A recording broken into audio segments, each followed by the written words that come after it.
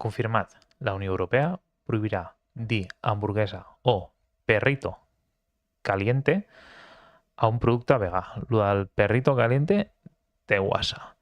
Però bueno, el que no prohibiran serà dir producte o barrites de peix o sucedani de cranc, que no ha vist un cranc en sa vida, que no obligaran a dir quins tipus de peixos o quin peix hi ha quan diuen proteïna de peix. Tots aquests productes que són autèntica porqueria alimentària, que no porten res i que no ens diuen què porten, això no ho obligaran.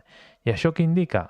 Pues que la indústria ramadera s'està fent cacotes, però unes cacotes pitjors que quan et prepares una colonoscòpia.